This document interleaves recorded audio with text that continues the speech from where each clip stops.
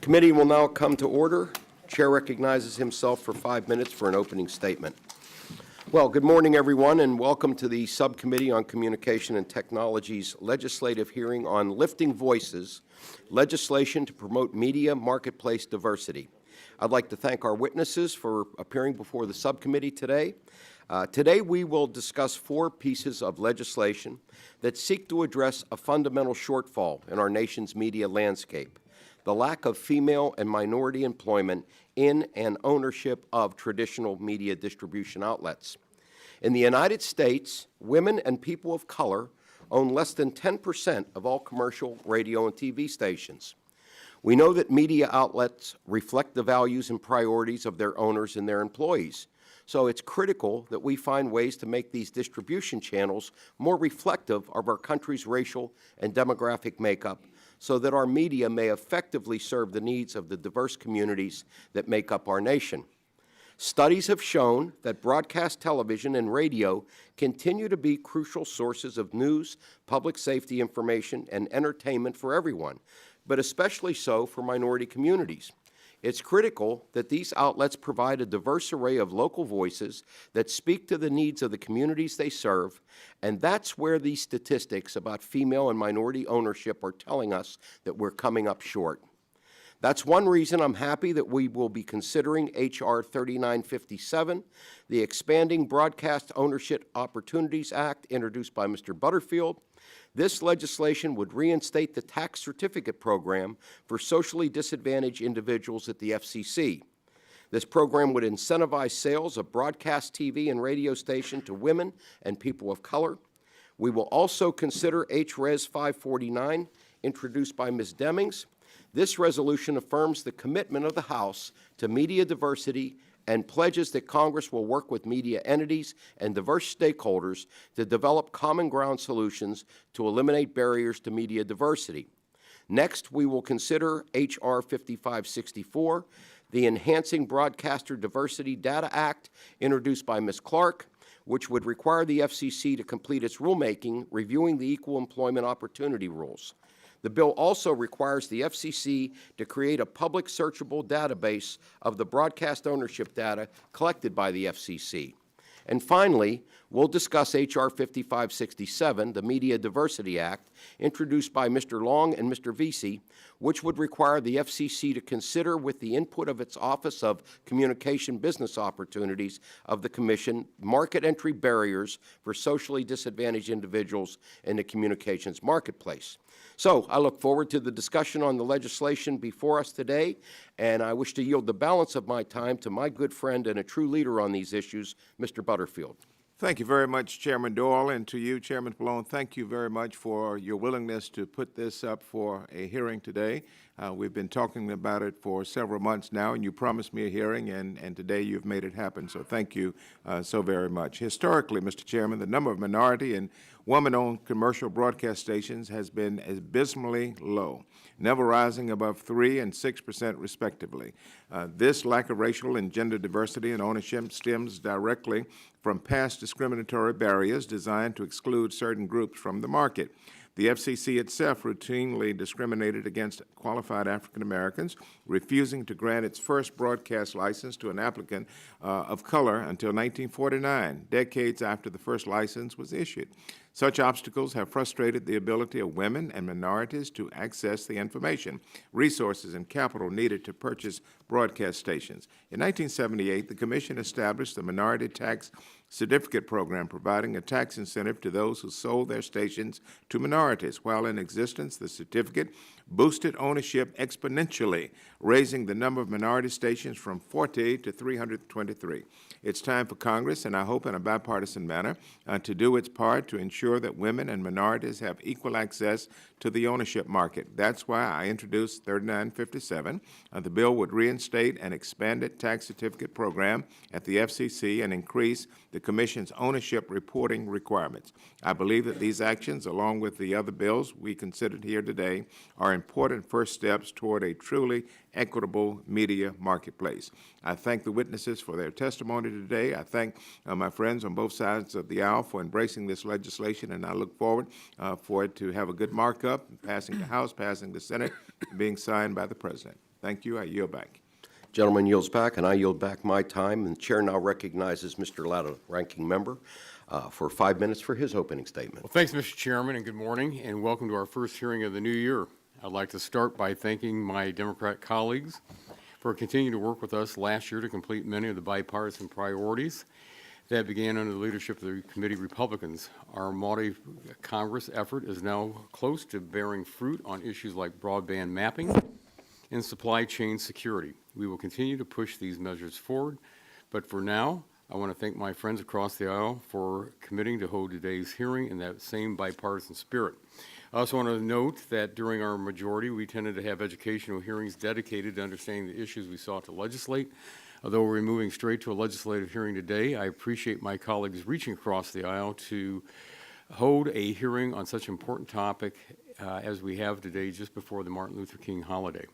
Traditionally, discussions on Capitol Hill and over at the Federal Communications Commission about the media marketplace have focused on the examination of media ownership rules. And I know, Mr. Chairman, we may have differing views on that topic, but today we are here to discuss ideas on how we can promote diversity in the media marketplace, a goal all of us share on this dais. The FCC regulates broadcast stations with the goal of promoting a diversity of voices that best serve the public interest. Therefore, in an ever-changing media marketplace, it is essential that the FCC consistently take a look at how its rules and regulations reflect the media landscape and see if they continue to promote diversity. That's why I'm pleased to be considering legislation today from Representative Billy Long, H.R. 5567, the Media Diversity Act, that requires the FCC to collect information that considers market entry barriers for socially disadvantaged individuals in the communications marketplace. Although the ideas and concepts presented in today's hearings are not an exhaustive list, they represent a good first step toward considering how to increase opportunities and lift the voices of underrepresented groups in media. I would also like to take this opportunity to thank the broadcasters and MVPDs for taking numerous volunteering steps to promote viewpoint, ownership, and employment diversity. Many have established programs to hire and promote women, people of color, and veterans into executive leadership positions, or programs to encourage local journalism that reflects the communities these media entities serve. I know broadcasters and MVPDs are taking big strides to ensure the news and entertainment they produce reflect the interests of people in the communities they serve. Despite these steps forward, more work must be done. I welcome today's testimony and look forward to hearing any additional ideas the panelists or others may have on how we may better promote media diversity without a heavy hand of onerous regulation on media entities. And with that, Mr. Chairman, I yield back the balance of my time.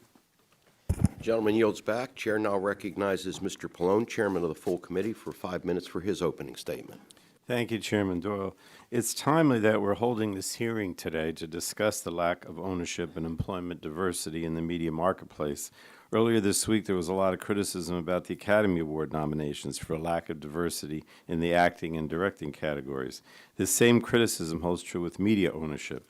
I don't think anyone can dispute that ownership of our media does not reflect the diversity of our country.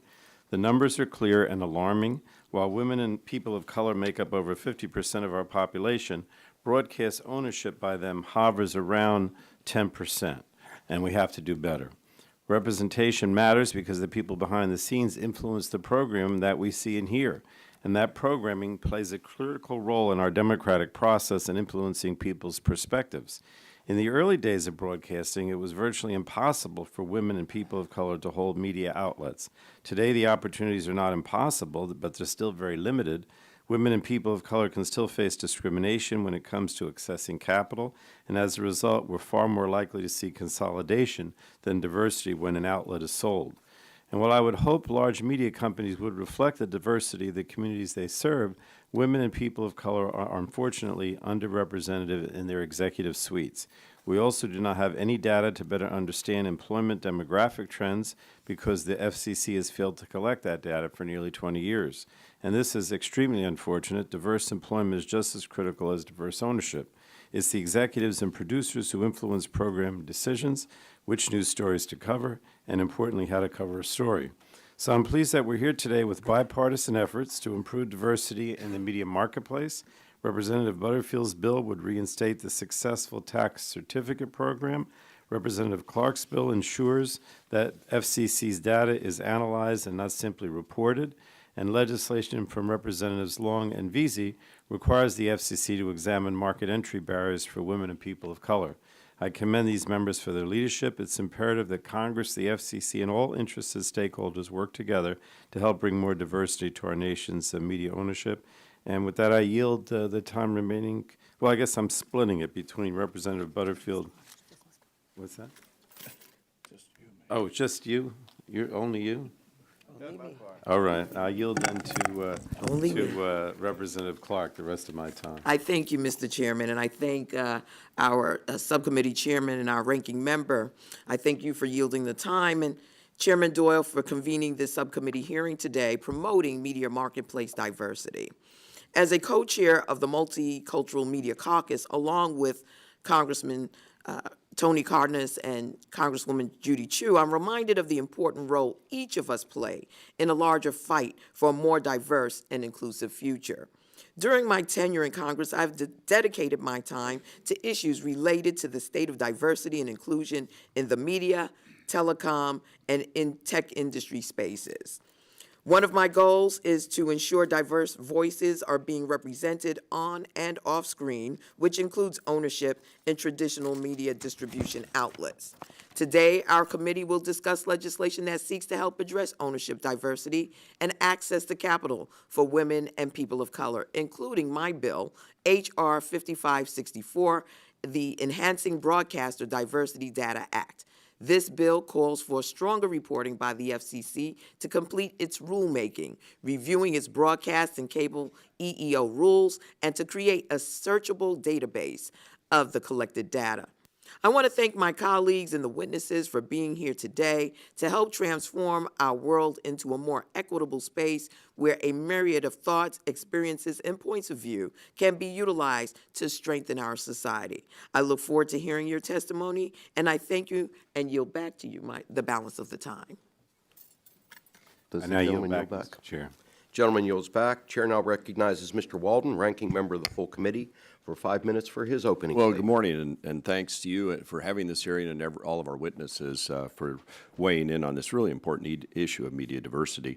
And while we've traditionally talked about promoting media diversity as it relates to the FCC's quadrennial review of media ownership regulations, today's hearing, I'm told, will instead focus on how to better understand the problem before us and how best to incentivize all media entities to create opportunities for and lift the voices of underrepresented individuals, as the hearing suggests. Now, I understand the efforts the broadcast industry and the media industry as a whole take to ensure diversity of ownership, viewpoint, and employment. My wife and I were 50-50 co-owners of our radio stations over the course of 21 years. I'm probably the only one on the dais who's actually had to make these decisions in concert with my wife, who managed the business. Decisions about hiring, decisions about programming, how to serve the local community. We created Spanish programming 3 nights a week on 2 of our stations that were live and local, lots of dedications of songs and information to try and serve the growing Hispanic population in my community. So I appreciate the many steps that industry has taken to not only recognize and take responsibility for this issue, but also the many programs and initiatives they put in place to promote opportunities for women, for minorities, for veterans, and I look forward to hearing from our witnesses about those in more detail today. I also want to mention that while this hearing is a great step forward to evaluate steps that can be taken to promote diversity in broadcasting, we can't solve the problem without looking at this issue through the media marketplace itself. The tech industry has increasingly become a prime competitor to traditional broadcasters and multi-channel video programming distributors, or MVPDs. One of the biggest problems facing the broadcast industry is a lack of financing, and as any business person knows, it's really difficult to create opportunities when there's a lack of cash flow. However, billions of dollars are being poured into creating more content now than ever before, which provides ample opportunity to promote diversity in programming. In addition to the focus on creating opportunities in executive leadership positions for minorities, women, and veterans, I'm pleased to see other industry efforts underway that provide opportunities to diverse candidates for roles at every step of the content creation process. And while I recognize the FCC does not have jurisdiction of over-the-top services, these services nonetheless should be an element of our conversation as we examine voluntary efforts to promote diversity. Where the Commission can play a role, it appears they have. And while I won't get into the reasons about why some of this progress has been halted by the courts, it's important that we focus on the larger issue at hand, how to promote opportunity. Some of the bills before us today represent an important step forward to promoting diversity in the broadcast industry, but as I'm sure our witnesses will acknowledge, we have a lot more work to do. So I'd like to thank my colleagues for their bipartisan work on this issue, and Mr. Chairman, I yield back the balance of my time. Gentleman yields back. Chair would like to remind members that pursuant to committee rules, all members' written opening statements will be made part of the record. So, we'd like to now introduce our witnesses for today's hearing. First, we have Mr. Clint Odom, Senior Vice President, Advocacy and Policy, and Executive Director, Washington Bureau, National Urban League. Welcome, Mr. Odom. Ms. Kathryn Sandoval, Associate Professor at Santa Clara University School of Law. Welcome. Ms. Marita Coley, President and CEO, Multicultural Media, Telecom, and Internet Council. Welcome. And last but certainly not least, Ms. Diane Sutter, President and CEO of Shooting Star Broadcasting, and also someone who grew up in Pittsburgh. So you get as much time as you would like when it's your turn to speak. We want to, yeah, that's right, Gussie. So we want to thank all our witnesses for joining us today. We look forward to your testimony. At this time, the chair will now recognize each witness for 5 minutes to provide their opening statement. But before we begin, we want to explain our lighting system. In front of you is a series of lights. The light will initially be green. The light will turn yellow. And when that light turns yellow, you have 1 minute to wrap up, because once that light turns red, bad things happen. But please wrap up your testimony when the red light comes on. Now, we'll start with Mr. Odom. You're recognized for 5 minutes, sir. Good morning, Mr. Chairman, Ranking Member, Chairman Pallone, and Ranking Member Walden, members of this subcommittee. I'm Clint Odom, Senior Vice President in Policy and Advocacy, as you've heard, for the National Urban League. Since 1910, the League was established as a nonpartisan, nonprofit civil rights organization dedicated to the economic empowerment of African Americans and other underserved populations. We conduct our work through a network of 90 affiliates across 36 states and the District of Columbia. I'm here today to share our perspectives on proposed legislation and policies to advance the critical goal of media diversity. Before my current role, I served in the United States Senate as a staffer and as a senior staffer in the Federal Communications Commission. I now have the privilege of serving on the FCC's Advisory Committee on Diversity and Digital Empowerment under the leadership of Chairman Ajit Pai. African Americans represent 13.4% of the United States population. We are also major consumers of media. According to Nielsen, African Americans spend more than 50 hours a week watching live and time-shifted television, more than 10 hours per week than the total population. 91% of African Americans can be reached weekly through television.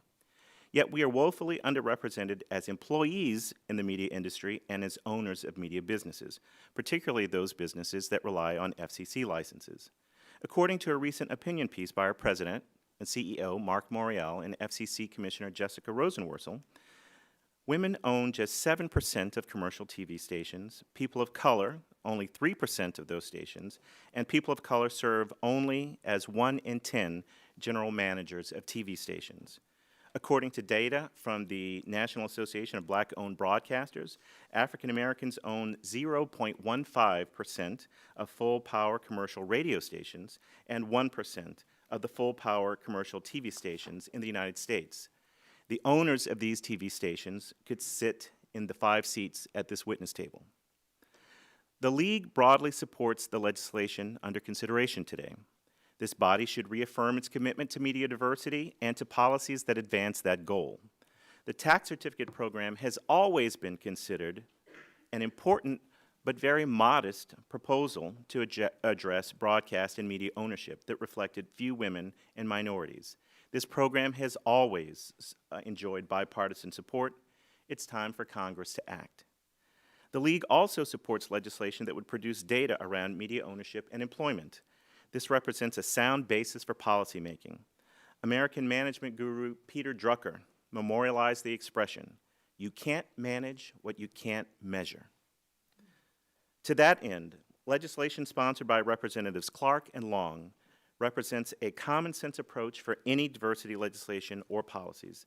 The FCC has not adequately collected or shared with the public EEO data for 20 years. We can't afford to keep our blinders on. While we will spend considerable time today talking about legislation, there have been some voluntary methods that the National Urban League and other civil rights organizations have championed that we think are worthy of at least notice. We have engaged directly with media companies like Comcast, NBC Universal, Charter, T-Mobile, to develop diversity plans that have yielded commitments by these companies to improve the racial diversity on their boards of directors, in the C-suites, with corporate staff, in procurement, and community investment. These companies have agreed to work with us not because diversity is a feel-good value, rather they understand that diversity is a business imperative. Companies that have figured this out produce or distribute compelling content that shows the breadth and beauty of our great country. It is fair to ask the question, why does diversity matter? Media diversity. I had an uncomfortable conversation recently with someone who felt that diversity on the presidential debate stage, for example, was nothing more than an interior decorating problem. This statement ignores the history of our country. The composition of our media industry is every bit important as the diversity of this subcommittee and Congress and the candidates who compete for the highest office in the land. In a real sense, the media industry is built upon airwaves that belong to the American people. These licensees matter because they determine the content we see on the big screen and increasingly on the little screen. By 2045, more than half of our nation's population will be people of color. If there's no meaningful opportunity for women and people of color to be employed in this industry or own the means of production, we will see a distorted image of ourselves. Even more, we risk losing the competitive edge that has made us the world's leader in film and television, industry, and arts. I thank you for the opportunity to present and look forward to your questions. Thank you, Mr. Odom. Ms. Sandoval, you're now recognized for 5 minutes. Good morning, everyone. My name is Kathryn Sandoval, and I thank the members of the Communications and Technology Committee of the House Energy and Commerce Committee, and also particularly thank Chairman Doyle, Ranking Member Latta, Mr. Pallone, and also full Ranking Member Walden for convening this really historic hearing on lifting voices and legislation to promote media marketplace diversity. I am honored to speak to you today as a law professor at Santa Clara University in California, Silicon Valley, who teaches communications, energy, contract, and antitrust law, and conducts research on media ownership diversity. I am a Latina from a trailer park in East Los Angeles, who is also a former broadcaster and served as the Vice President and General Counsel of Z Spanish Media Corporation, which merged with Entravision Corporation. I was the director of the FCC's Office of Communications Business Opportunities when the tax certificate was still in effect and researched the aftermath of its repeal. As a former commissioner of the California Public Utilities Commission, I can attest to the importance of broadcasting to public service and to public safety. I commend this committee's consideration of H.R. 3957, which would adopt a 21st century tax certificate program to create incentives for broadcast transactions with a diverse range of American entrepreneurs. H.R. 5567 would support the FCC's analysis of market entry barriers and diversity and spur improvements in data collection and availability. The reaffirmation of Congress's commitment to media diversity and to developing collaborative efforts to reduce barriers to diverse media ownership, as articulated in H.R. 549, will support America's economy and enhance our democratic dialogue. And transparency about broadcast and cable employment opportunities spurred by H.R. 5564 reflects both good public and corporate governance. The D.C. Circuit in TV9 versus FCC in 1974 emphasized that it is upon ownership that public policy places primary responsibility with respect to diversification of content, and that is historically proven to be significantly influential with respect to editorial comment and the presentation of news, as Congressmember Walden mentioned. Owners decide who to employ and whether people like me get a chance to serve the public interest through working in a broadcast business. The tax certificate program created the opportunity for minority entrepreneurs like my former boss, Amador Bustos, to acquire his first broadcast license. The company I worked for, Z Spanish Media, grew to own and operate 36 radio stations broadcasting in several languages in Texas, Florida, Illinois, California, and other states. Z Spanish merged with Entervision, run by Walter Ulloa, who continues to broadcast in Spanish and English. The tax certificate program spurred the creation of businesses that enhanced program diversity and employed a diverse staff. When Congress eliminated the tax certificate for FCC license transactions in 1995, sellers turned to other means, such as 1031 exchanges, installment sales, or trust transactions to defer capital gains. The research project I helped to design at the FCC, the Ivy Group study, Whose Spectrum Is It Anyway?, reported that once the tax certificate program was canceled, sellers, brokers, and financiers stopped returning the calls of many minority brokers and minority and female broadcasters and entrepreneurs. Access to deals constricted as sellers looked elsewhere for tax deferral and buyers they already knew. My book chapter on minority commercial radio ownership, published in this book in 2011, reviewed over 11,000 FCC records and found that most of the minority radio licensees in the mid-2009 had entered the market and acquired their first license before the enactment of the Telecommunications Act of 1996. The market entry of many of those broadcasters can be traced to the tax certificate.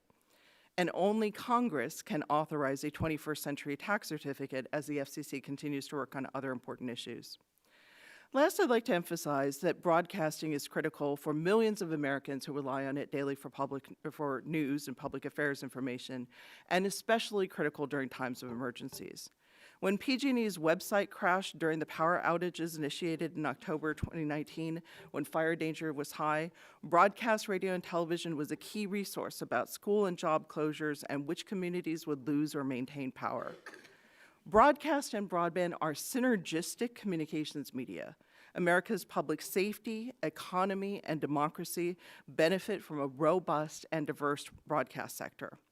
I thank you for the opportunity to speak with you today and commend your initiatives to spur media ownership diversity and to enhance service to the American public. Thank you. Thank you, Ms. Sandoval. Ms. Coley, you're now recognized for 5 minutes. Thank you. Good morning, Chairman. Your microphone. Thank There you go. Thank you. Good morning, Chairman Pallone and Doyle, ranking members Walden and Latta, and distinguished members of the subcommittee. My name is Marita Coley. I'm President and CEO of Multicultural Media, Telecom, and Internet Council, affectionately known in FCC circles as MMTC. We sincerely appreciate this opportunity to provide our views on ownership and employment diversity in the media marketplace. My written testimony and numerous attachments are on record, so for my 5 minutes, I just really would like to focus on 2 points. Number one, as you've heard today already, there's an embarrassingly low number of minority and women-owned broadcast stations. As you'll continue to hear from the panel today, the primary reasons for this are access to capital. This FCC tax certificate is actually currency. It's used by minority prospective owners. It was used when it was in effect to enter an elite club of owners who really would not have paid attention to these prospective owners had they not borne the tax certificate. So it's as good as gold. It's also a very modest tool. It's an elegant tool, and it enables a minority prospective owner to come to the table by offering the seller the benefit of capital gains tax deferment. So we completely support Congressman Butterfield's bill to bring the tax certificate back. I also note for the record that the tax certificate policy While it was repealed in '97, there was legislation introduced by Senators McCain and Menendez and Congressman Rush and Rangel. Bipartisan efforts would have not only brought the tax certificate back, but extended it to cable and telecommunications as it had been in the past. And I'd just like to note that for the record and let the committee know that we're very supportive of that. Second, on the issue of equal employment opportunity, we fully support the bills introduced by Congress members Clark and Long and the resolution by Demings. You can't make policy without data, so the FCC should be tasked with collecting data and enforcing the laws that have been neglected for almost past 20 years. In general, as Congressmember Butterfield has already mentioned, the historic roots of discrimination in broadcasting actually started decades ago when the FCC itself discriminated in the very issuance of licenses. We've never recovered, but that's not an excuse not to try now. For a historical perspective on the FCC's past discriminatory issuance of broadcasting, such as refusing to grant licenses to racial and religious minorities or to historically black and other minority-serving colleges and universities, I direct you to a 2018 article in the Southern Journal of Policy and Justice written by our co-founder David Honig. It's called How the FCC Suppressed Minority Broadcast Ownership and How the FCC Can Undo the Damage It Caused. I would be remiss to sit here and not mention a positive note. FCC Chairman Pai's administration has taken several encouraging steps in the right direction. First, he rechartered the FCC Diversity Committee, on which several of us on this panel serve, and more importantly, he moved the FCC's EEO division to the Enforcement Bureau, responding positively to suggestions made by MMTC and 38 organizations that signed on to our comments. And now, a little bit about MMTC. For those who don't know, we have practiced in this area. We're in our 34th year. Our mission is to promote ownership and employment diversity. We have a brokerage where we have helped to actually connect minority and women-owned buyers. I would be remiss if I didn't talk about a couple of stories here. So my first story is Radio 1 pioneer Kathy Hughes. Some people know the story. She was rejected by over 30 banks before she finally was able to enter the broadcast market. She and her son, Alfred Liggins, used a tax certificate to purchase 3 of their earliest radio stations. Today, they are Urban One. They own 54 radio stations serving 15 million listeners. Our second story is our board member, Raul Alarcon, who used a tax certificate, pledged all of his family's assets to purchase WSKU AM in New York. And today, Spanish Broadcasting System has a portfolio of 17 radio stations in major markets. These stories, I would love for the committee to interview these stories themselves so you can get it firsthand. And as I said, MMTC enthusiastically supports the bills and the resolutions today. Thank you, Ms. Coley. Ms. Sutter, you're now recognized for 5 minutes. Good morning, Chairman Pallone and Doyle, ranking members Walden and Latta, and members of the subcommittee. My name is Diane Sutter, and I'm the President and CEO of Shooting Star Broadcasting. I'm testifying today on behalf of the National Association of Broadcasters and the thousands of local radio and television stations across your hometowns. Broadcasters provide the important information, news, and entertainment that connect and reflect the diverse communities we serve, including women and communities of color. In today's media marketplace, localism and ensuring that our programming reflects the communities we serve is not only in the public interest, it's good business. My career in broadcasting started at a radio station in Pittsburgh. I rose from newsroom producer to sales, then sales manager, the first woman to hold that position in the market, station manager, and ultimately general manager of Shamrock Broadcasting's AM/FM combination there. At the time, I was the first female general manager in the Pittsburgh market, my hometown. Later, I became the first female television general manager in Lexington, Kentucky. And later, I was able to rise through the ranks of the corporate offices of Shamrock Television, where I became president, the first woman in that role. and the first to be responsible for the purchasing and selling of broadcast properties as well as their overall operations. My time as a broadcast executive taught me a lot, but it was nowhere near what I needed to know in order to navigate the challenges of buying a station or brokering a broadcast deal on my own. It was at Shamrock where I gained hands-on experience in broadcast acquisitions and sales, including due diligence, working with a company to acquire bank financing, setting up a capital structure, making the bank presentations, and going through the FCC process, and then the eventual station transition. It was the culmination of those experiences and relationships that were essential to help me put my first deal together. Without them, it's highly unlikely that I would ever have been able to become a station owner. That's why, after I acquired my first television station, a CBS in Abilene, Texas, I partnered with the NAB Leadership Foundation to create the Broadcast Leadership Training Program, or BLT as we affectionately call it.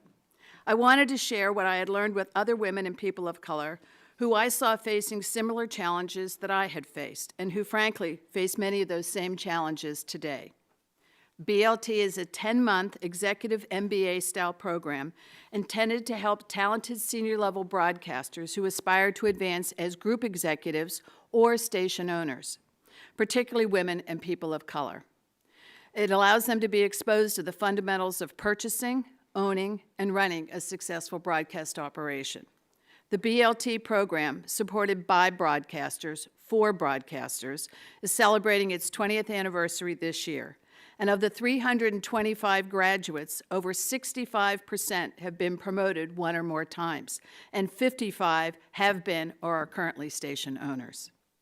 BLT's success stories include people like Carolyn Becker of Riverfront Broadcasting, who came into the program managing 2 radio stations and now owns 18 small market stations. Duane McCoy of Circle City Broadcasting, another alum, bought his first 7 broadcast stations while still in the class. He went on to sell those stations, buy new ones in larger media markets, and today owns the CW affiliate in Indianapolis. Orlando Rosales and his partner Mayela Rojas of Media Vista Group were both BLT graduates and started with one Spanish-language Azteca television station in Fort Myers, Naples, Florida. With the help of BLT faculty and myself, we worked for 3 years to get them the financing of 3 Univision stations in Florida, Minnesota, and Missouri that they have purchased. These are only a few examples, but I can assure you there are many more, and as a woman who rose through the ranks of industry to become a CEO and owner-operator, I not only share your interest in increasing diversity across all media, but consider it a cornerstone of my career. To that end, there are actions that Congress can take to help incentivize sales to broadcast interests. First, Congress can promote media diversity by passing Representative Butterfield's Expanded Broadcast Ownership Opportunities Act, that legislation to reinstate the tax certificate. From 1978 to 1995, the program was highly effective in leveling the playing field for underrepresented broadcasters, increasing minority ownership in broadcast stations by more than 550%. Second, Congress should examine whether modifications can be made to SBA loan guarantees that better reflect the realities and unique challenges of financing broadcast properties. Thank you for inviting me to this important issue today. Broadcasters look forward to continue to work with this committee on supporting diversity at every point in the media pipeline. I look forward to your questions. Thank you, Ms. Sutter. So we've concluded our openings. We're going to now move to member questions. Each member will have 5 minutes to ask questions of our witnesses. I will start by recognizing myself for 5 minutes. Mr. Odom, in your written testimony, you mentioned that the number of stations owned by people of color may be at risk of falling even lower than the incredibly low levels that exist right now. Can you explain why you think this risk exists, and do you see the same risk for women-owned media outlets also? Thank you for the question, Mr. Chairman. We've been in contact with African-American licensees who have raised this issue. The ownership structure that some of the African-American broadcasters enjoy don't just turn on the vagaries of how long the license lasts. They also turn on things like how long does their financing last, how long do their joint arrangements or sidecar arrangements with television stations or ownership groups last. And although the numbers that I sketched out for you are poor, at least in the television space, there are 14 African-American owned television stations. Some of those, you know, are absolutely at risk of ending because of, not because of the license term ending, but because some of the arrangements, financing arrangements and sidecar arrangements could be at risk. I see. Ms. Sutter, you had your first deal to buy a station. Tell me how, you know, discuss like some of the challenges that you faced to acquire that station, the financing part of it, and how Mr. Butterfield's legislation. Were you able to use that program when you bought your station? And but tell us how you think this bill will help someone trying to acquire their first television station. I was not able to. Is your microphone? I was not able to use the tax certificate because at the time the tax certificate only related to people of color and minorities. Women were not included in the original tax certificate. I see. But I would have liked it if they were. The challenges for me were that the access to capital clearly is, and was then and is now, the major deterrent to being able to get a deal done. I was very lucky that I was able to get a deal accomplished. That was because of two reasons. One, I had access to the information that you need before I ever had to go and buy a station. I had been a general manager for radio and TV for over 10 years, had never had that kind of information provided. I learned it at Shamrock when I was doing acquisitions for them. The second thing was access to capital. While it is definitely a problem, I had the ability to go to the banks that were in the Shamrock credit, people I already knew and who knew me. And that allowed them to be willing to at least hear me out. And so because I already had those relationships, I was able to get a first deal done. And it didn't help that as president of Shamrock, my duty was to sell off their television stations, and I bought their last one. So those made it a very unique situation. But I realized that that meant that there were others that needed to be able to have that same advantage, and they weren't going to be having the advantage I had of being at the corporate offices for Shamrock and head of their television. So the BLT program was created to address those two particular things, and the NAB has for 20 years supported it, as have other broadcasters. This is a program where the women and people of color are fully supported financially by the broadcasters. It's about a $17,500 investment in each graduate to be able to learn those things that they need. The faculty for the program comes from the ranks of the people who are in the industry you would need to know. It's the bankers, it's the brokers, it's the group heads, it's the members of the FCC that come and teach the faculty aspects of the program. So that's how we managed to get it to happen. I see. Ms. Coley, maybe you could discuss how you see Mr. Butterfield's legislation closing that financing gap. Well, as I mentioned earlier, the tax certificate it's synonymous with access to capital. When I spoke with Raul Alarcon, and I actually in my legal career I represented Radio 1 and TV 1, so I know that the tax certificate was used like currency because when they encountered a deal that they wanted to buy, more than likely the seller was not even going to give them a chance. That's what they communicated to me. But when they were able to offer the possibility of a tax certificate, that's something that distinguished them from the crowd of buyers, and it gave them a leg up and helped them to. So it's like currency. It goes. They still had to pay. They still had to pledge, everything but their first and last born children. But the tax certificate helped make the difference. Thank you. I see my time is expiring. The Chair's now going to yield to our ranking member of the full committee, Mr. Thank you, Walden. Mr. Chairman. And I want to thank Mr. Latta for yielding to me as well in the timeline here. And so I appreciate all the combined wisdom at the table. We need your input on this. We appreciate what you're doing out there, and certainly the role of BLT and other programs like that have made a real difference. And I think, Ms. Sutter, up until 95, as we've talked, there was this tax certificate program in place, and we're examining the legislation today to reinstate it. How would you change it? Well, the first thing I would do is make sure that it also included women. And the proposal does that. So I think that's an important addition from Just what thought it I'd was. give you a chance to say that twice. Yes, sir. I also had the privilege of testifying before the committee when they did away with the tax certificate. So I'm hoping that my appearance today will suggest that Full it's time for full circle. Yes, sir. Yes, sir. The tax certificate itself, as Maurita said, is something that benefits both the buyer and the seller. And I think that's what makes it unique. And I would want to ensure that we kept those things, those pieces of it that made it so successful. Because otherwise, not only access to deal financing, but deal flow. It allows minorities and women of color and to be involved in getting the call from the seller that they're actually going to give you an opportunity to bid. Many times, we don't even get into the deal flow. Interesting. That's an important note. I was thinking, too, as I listened to you, how much of this is a sort of license issue, broadcast issue, whatever, and how much of it's a banking issue? I think it's a combination of both. We really haven't addressed the banking piece. I mean, I think about you going in and to a lender, and they're going, yeah, I don't know.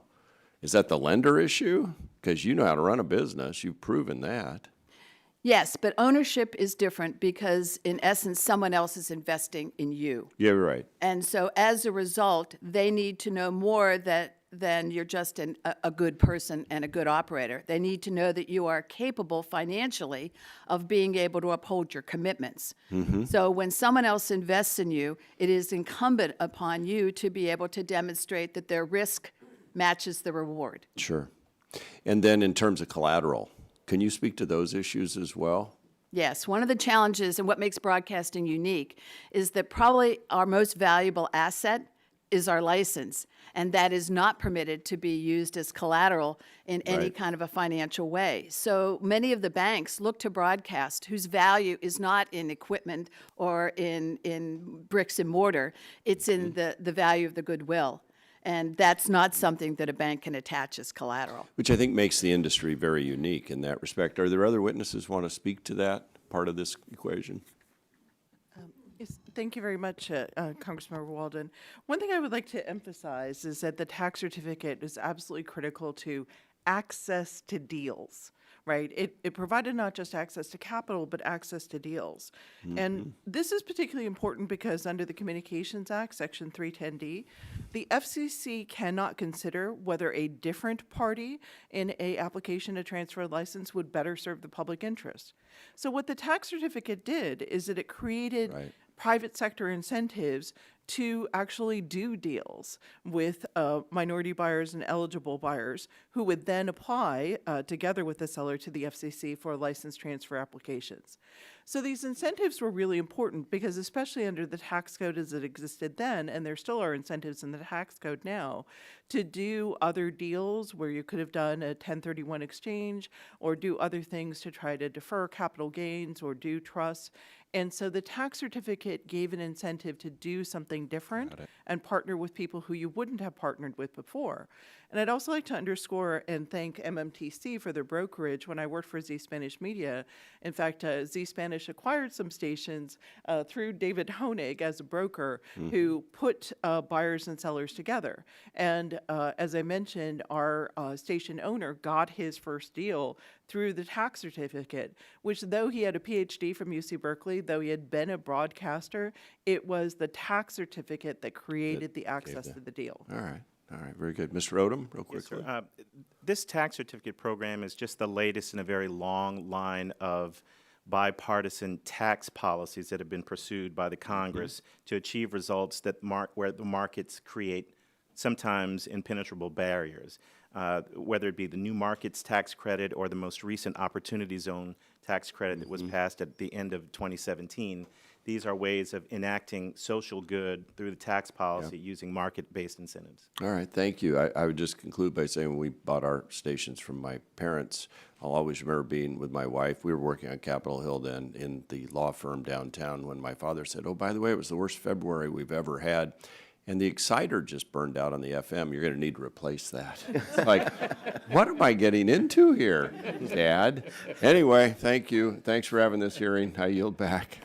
Gentleman yields back. Chair now recognizes Mr. McNerney for 5 minutes. I thank the chairman. I thank the witnesses for your testimony this morning. Professor Sandoval, my district includes part of Contra Costa, San Joaquin, and Sacramento counties. As a former California PUC commissioner, I'm sure you're familiar with that area.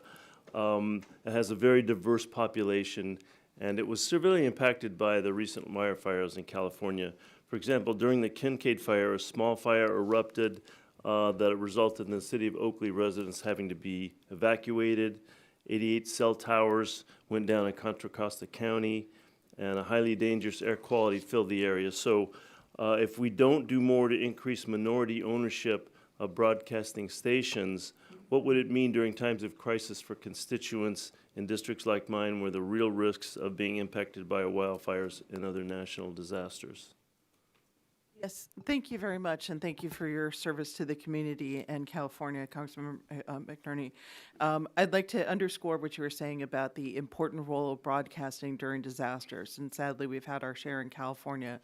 And what was absolutely critical was that during the large-scale power shutoffs that happened during the high winds and wildfire danger, very quickly, PG&E's website crashed, and so people were not able to get information about where to go, which was really critical, especially for people who needed to keep their diabetes medication refrigerated, used equipment on medical baseline, had to figure out if their job was closed, if their school was closed, and pick up their kids, or where it created a real crisis because people couldn't work for days and lost income.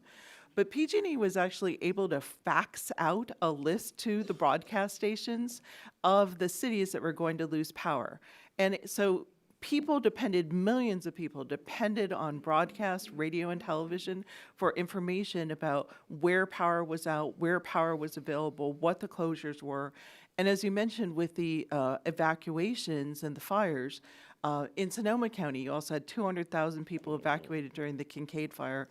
Radio was absolutely critical when, particularly as you mentioned, sadly, cell phone towers went down, whether it was due to lack of power or the California legislature just held a hearing on this topic where they identified both lack of power as well as issues with lack of redundant networks and in some cases lack of maintenance contributing to outages.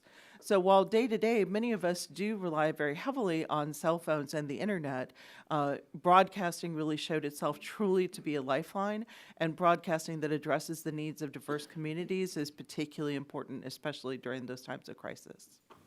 Good, thank you. The digital divide is a real challenge facing my district. In your testimony, you note that for those living on the other side of the digital divide, radio and television broadcasting remain daily mainstays. If we don't do more to increase minority ownership of broadcasting stations, what would it mean for the individuals living on that side of the digital divide? Yes, and thank you for bringing that up. And as you know, the digital divide is something that pervades not only rural America, and 95% of California's landmass is rural, and so we have many rural communities as well as other states in the nation, but also in urban areas like San Jose, there's a major area where there's a huge digital divide gap where they've mapped it. It's a predominantly Latino community where a lot of the residents have not used the internet for the last month. And it's also a flood zone, and in fact, it is the flood zone for the reservoir, and experienced heavy flooding with the rains in 2017.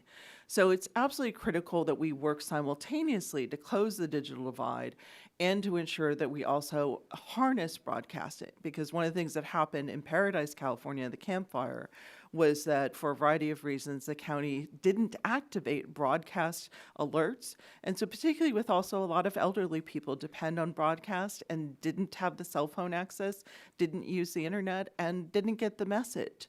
And this is part of what contributed to 85 people dying in that fire and to just the breadth of that terrible fire which destroyed Paradise, literally. So I think addressing both of these things is really critical to the safety as well as to the economy of our nation. Okay, you'll have to answer this briefly or the chairman will diablo us down here. Can the FCC and Congress solve the diversity and problems laid out in today's today with race and gender neutral remedies? So the FCC has been trying race and gender neutral remedies for the last 25 years since Adirond, and after Lamprecht, they basically dropped all of the programs. So there was an opportunity 25 years ago to do an Adirond study. We did 4 different studies when I was the director of the Office of Communications Business Opportunities that laid the foundation for the Adirond studies, but the FCC has never done the full studies that are necessary.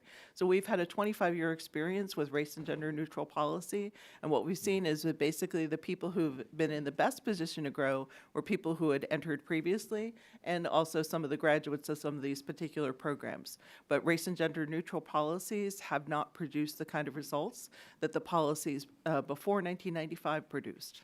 The gentleman's time has expired. Chair now recognizes Mr. Latta for 5 minutes. Well, thanks, Mr. Chairman, and thanks to our panel for your great testimony today. I want to applaud Chairman Pai's focus on working to promote diversity, and in particular the Incubator pilot program that the Commission had adopted, which is unfortunately held up by the courts. And today's testimony also discusses the great programs and initiatives that the broadcast industry has voluntarily implemented, including the Broadcast Leadership Training Program. These programs aim to facilitate diversity in the media marketplace by providing opportunities for people to enter the broadcast industry and rise to the executive leadership positions. Ms. Sutter, if I could start my questions with you, what role can Congress play in shaping an incubator program similar to one proposed by Chairman Pai that would apply to both TV and radio? Thank you very much. The FCC Diversity Committee, of which I chaired, and also 2 members of the testimony committee here are part of. Thank you, Clint and Morita, for your service. Worked very hard to create the incubator program, and the FCC supported the recommendations that were made from the Diversity Committee and implemented the incubator program.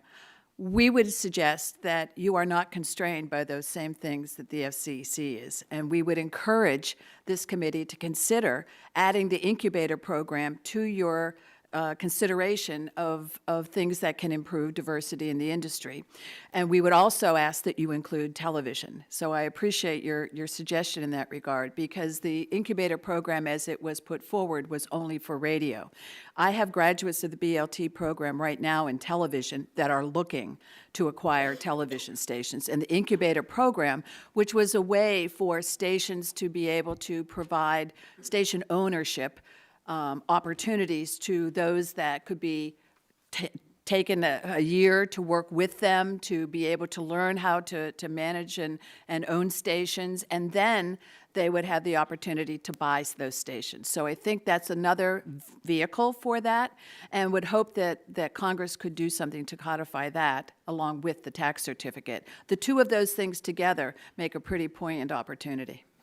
Well, let me follow up with another question to you, because I know that hearing your discussion and in regards to the access to capital out there, let me go with another question on that area. From if you could, when you discuss your learning experiences as you advance in the broadcast industry, from buying your first station to helping entrants secure their first deals, do you believe it's difficult to know when a broadcast property is on the market due to a lack of transparency of those transactions? Yes, sir. I referenced the idea that access to deal flow is as important as access to capital.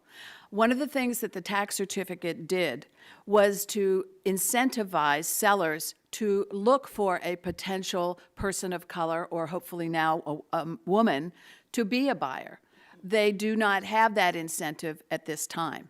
And so that provides clear reasons to seek out women and people of color as potential buyers. And we have many qualified individuals who, both in and out of the BLT program, are able to do that. And so I think that's an excellent way for that to happen. Let me ask, what role should Congress have then? Well, I would hope that Congress would add the incubator program as a consideration to the legislation that you're already putting forward. Okay, thank you. In my last minute and 17 seconds, not picking on you here, we've heard that some statistics show that employment diversity among broadcasters remain better than their over-the-top streaming competitors in the tech industry. How much of that do you believe is because the FCC regulations versus practical interests of broadcasters to produce content that reflects the interests of the communities they serve? I think there's no question that the difference between some of the other companies and organizations that you reference and broadcasters is that we're local, and that we are about being in our communities and knowing how to create programs that serve those communities, because one size does not fit all. And our ability to be able to do those things in individual markets that respect those markets is what separates us. Okay, well, thank you very much, Mr. Chairman. I am going to yield back the balance of my time. Gentleman yields back. Chair recognizes Mr. Soto for 5 minutes.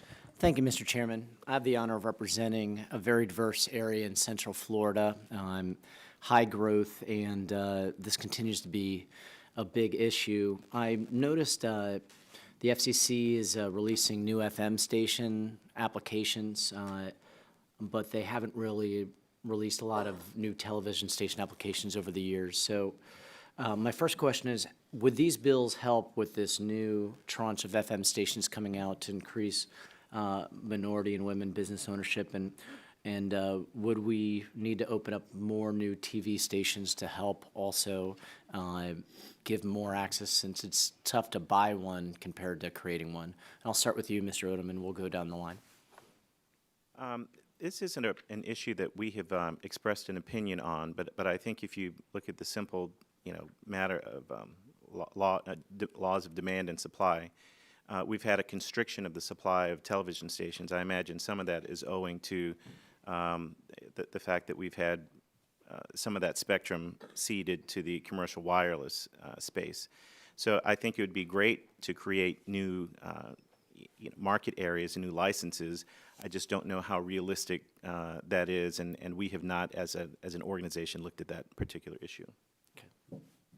Ms. Sandoval? Yes, thank you very much, Congressmember. I applaud the FCC for taking the initiative to look at spectrum allocation and how they can create opportunities for more stations, such as FM stations. I agree that the television ban has been constrained, even though we've had the auction of digital televisions.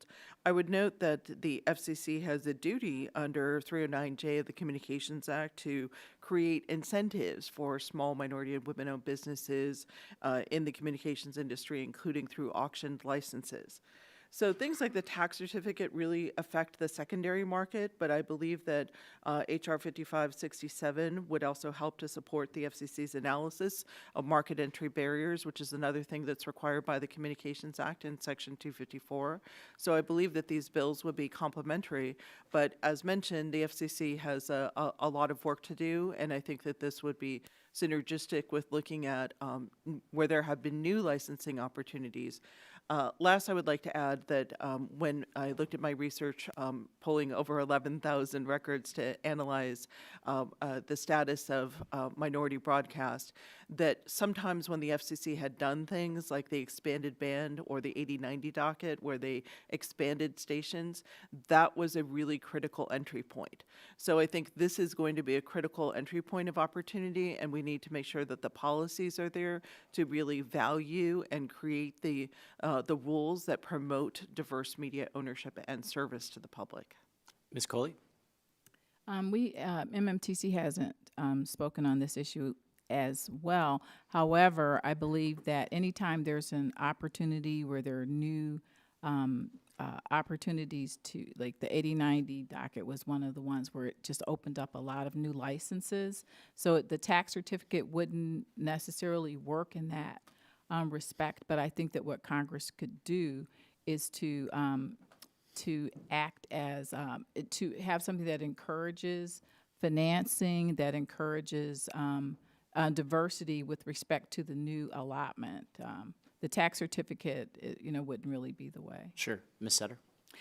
To speak to your question more specifically, the entrance of new FM stations for an auction would certainly be welcomed. I referenced in my testimony Caroline Becker and 2 of her 18 stations she acquired in the FM auction, and they built those stations. The problem with television allocations right now is because we're repacking the entire table of allocation for television as we go through the conversion process and redistribute all of the TV stations, it's frozen at the moment. I believe that once, in fact, that gets fully exercised and all of the repacking is done, that we would hope the commission would go back and find more television licenses to put for auction. And Mr. Soto, if I may. Sure, please. MMTC, it's been mentioned, we work with everyone in terms of, we have a nonprofit brokerage where we aggressively seek out minority and women-owned prospective buyers. And so in that context of our brokerage, I think that if there were a new allotment, that would be a great opportunity for us to use our services to try to find minority and women owners. Thank you all for your response. My time has expired. Gentleman yields back. Chair now recognizes my good friend, Mr. Bilirakis, for 5 minutes. Thank you, Mr. Chairman. I appreciate it very much.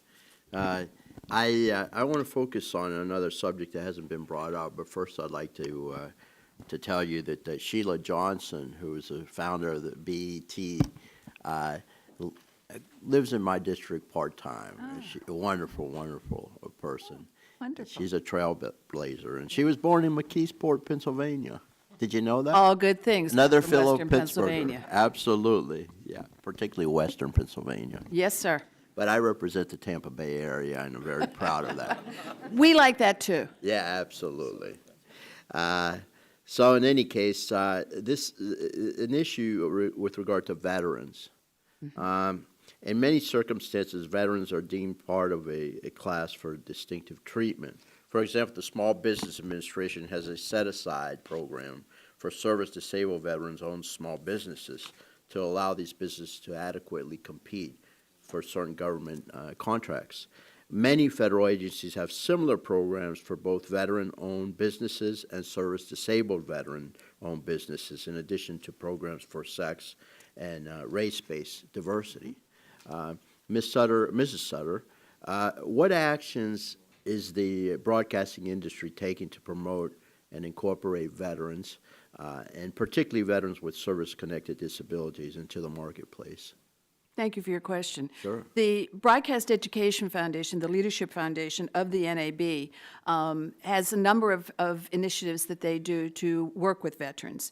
They have partnered with Veterans Strong, and at their national convention, they hold a military veterans outreach breakfast every year at the national convention, and it's for HR directors from broadcast companies from all around the country. And there are speakers and panelists to talk about how to recruit veterans, how to reach them, and then once they're in the workforce, how to work with them to help them succeed.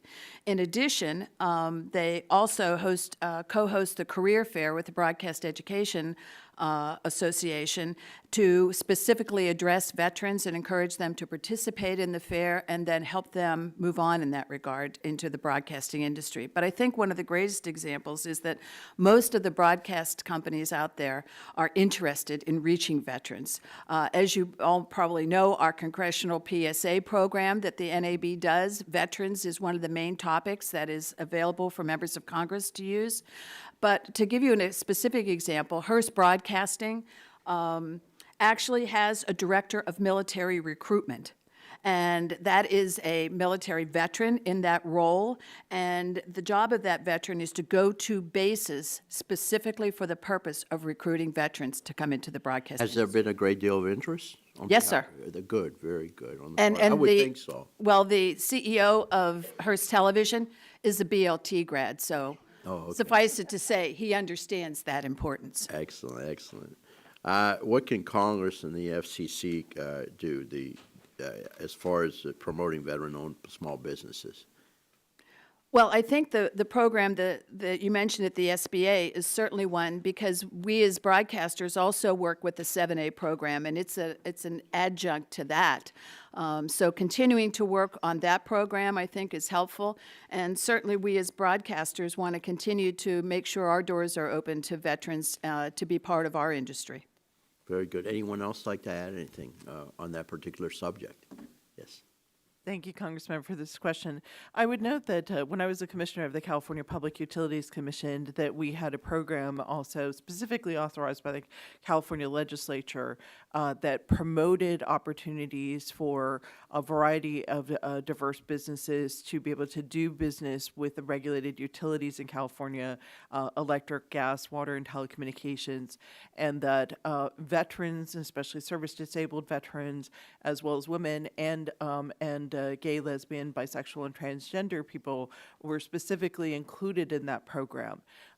We found with a lot of utilities there's a huge interest in veterans who have that experience with both working in a high safety environment, a high risk environment like you get with natural gas, and working with things like climbing towers, which is also important for broadcasting. And so I think promoting this would be important, but right now this is something that the FCC hasn't been charged with, and so I think in looking at the legislation, this would be another example, for example, that the FCC cannot on its own reinstitute the tax certificate because Congress ended it. But Congress could reinstitute the tax certificate and include groups such as service-disabled veterans as well as minorities and women. Gentleman's time has expired. All right. Very good. I yield back. Chair recognizes Mr. Vesey for 5 minutes. Thank you, Mr. Chairman. I really want to thank all the witnesses for coming to talk today about diversity in media and how we can really work with organizations to secure diversity in media ownership in the United States. And I think it's really interesting that we're having this hearing right now because, as you know, the Oscar nominations were just released. And there's been a lot of talk about some of the nominees and the lack of diversity with some of the nominees as it relates to that segment of the media community. And so maybe during this hearing, we can find a solution to hashtag Oscars So White. I don't know if we're going to be able to find a solution for that, but at least if we begin to just start having conversations, I think that we're really taking a step in the right direction. I want to talk with Mr. Odom, and thank you for taking the time to be with us this morning. In your testimony, you state that while African Americans are a major consumer of media, we are woefully underrepresented as employees in the industry and co-owners of media businesses. The bill that we've been talking about today that I'm also a co-sponsor of with Mr. Long would direct the FCC to study barriers to market entry for minorities. In addition to studying barriers, what do you think can be done to encourage minorities not only to own and operate media stations, but enable more of them to reach positions of general manager or C-suite of media corporations in order to have more control over what content is prioritized and shown to consumers? Thank you for your question, Congressman. I think your allusion to the Oscar So White problem actually put your finger on a potential solution. Many of the things that we're talking about today require government fiat, laws to be enacted, the FCC to act. But there's a great area of opportunity with the producers, the distributors of content, and the creators of content to undertake on their own initiatives. I always like to commend our friends at NAB for the BLT program. Not only is it delicious, but it is moving the needle in very important ways to find, and it's not compelled by government action. It is compelled by the industry itself saying that we need to do better. Yeah. We have worked as a National Urban League along with our colleagues at UNIDOS and Asians Are Advancing Justice and other groups to approach companies that have challenges, self-admitted challenges with the number of employees they have, the companies they do business with. And when we've been able to sit down with them, we've produced, I think, some impressive results and results that we will be hearing a lot more about in the future.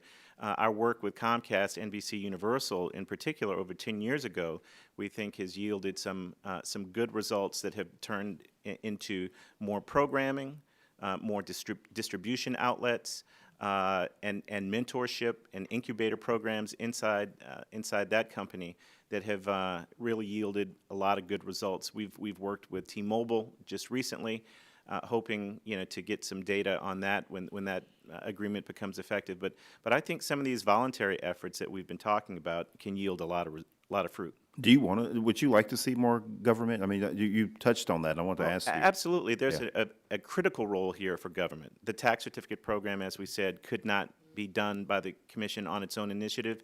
If that had been the case, it would have been done a long time ago, and it would have, of course, included women. The data, we need the data. We need the Adirondack studies, especially where race and gender challenges could be brought. If you don't lay the proper factual and legal predicate, these laws will be subject to challenge in the courts or challenged by Congress undoing, what it did. We've got to create the facts. We've got to build the record. As a young lawyer, I was at the FCC when the Adirondack decision came down, and we had to scramble and worked with Professor Sandoval to figure out how are we going to try to keep some of these policies in place in light of what is strict scrutiny of anything that it mentions women and people of color. Yeah, well, thank you very much. Ms. Sutter, very briefly, I'm curious to know what you and your colleagues are planning to do to expand the number of minorities, particularly people of color, in the ownership sphere of media industry. Well, certainly the BLT program has probably been the most effective. We now have 55 that own or have owned out of the 325 graduates. And this program is celebrating its 20th anniversary this year. And so continuing to do that, where we provide the information that new entrants will need, as well as the ability to know how to access capital, I think is really critical to this. And the NAB remains, as I do, committed to doing this. We also think it's important to get people to be able to own. You have to get people into the business to get the experience. So the NAB has a number of programs that they, at entry level and mid-level and for technical people, so that we can have people into the pipeline that then push toward that ownership as we get farther along. Yeah. Gentleman's time has expired. Chair now recognizes a wounded, Billy, you're not chasing little dogs around anymore, are you? No more poodle wrangling for me. You have 5 minutes, sir.